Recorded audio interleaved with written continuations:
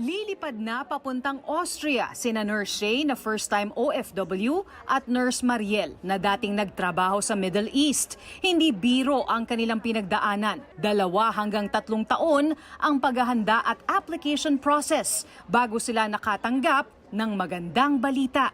Sobrang excited. Parang yun nga, na-imagine ko na yung magiging buhay ko doon. Tsaka parang na-imagine ko din na madadala ko yung family ko doon in the near future. Kung gusto mo na magandang future, kailangan mo talaga siya paghirapan.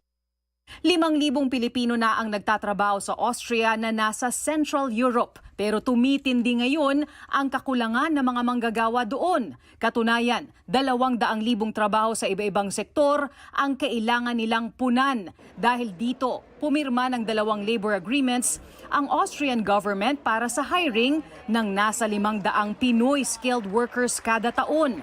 Inumpisahan na ang paglalatag ng proseso para sa recruitment at deployment at nakatakdaring magbukas ng Migrant Workers Office ang Pilipinas sa Vienna.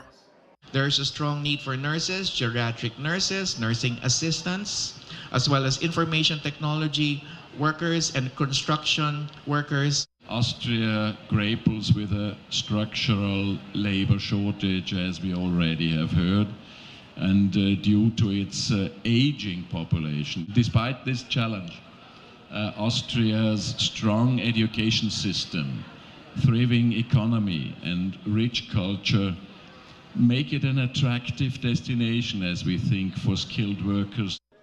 Ayon sa DMW, maganda ang sahod sa Austria na nag-uumpisa sa mahigit 100,000 piso para sa mga nasa hospitality at healthcare sector at umaabot pa ng halos 400,000 piso kada buwan para sa mga IT professional at engineer. Nasa bansa ngayon ang mga opisyal ng Austrian government at Austrian employers para sa serye ng mga pagpupulong sa DMW at Philippine recruitment agencies. Ayon sa employers, maaaring umabot sa halos 250,000 ang labor shortage sa Austria.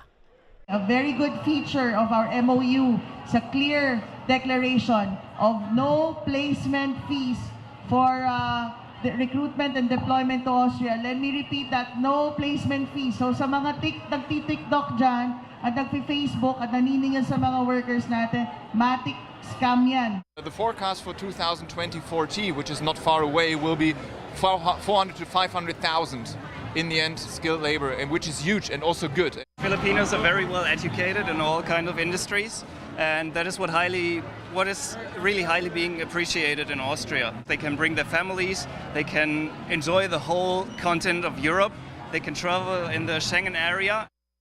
Para naman sa mga detalye, maaaring bisitahin ang Austrian government website na www.workinaustria.com para sa mga detalye sa pagtatrabaho at immigration sa Austria.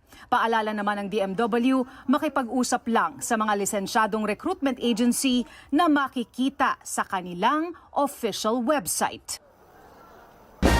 Tuloy-tuloy po ang ating pagpapatrol sa bayan mula Lunes hanggang Biyernes sa TV Patrol. Alas 6:30 ng gabi hanggang Sabado at Linggo sa TV Patrol Weekend. Sa bago nitong oras, alas 5:30 ng hapon.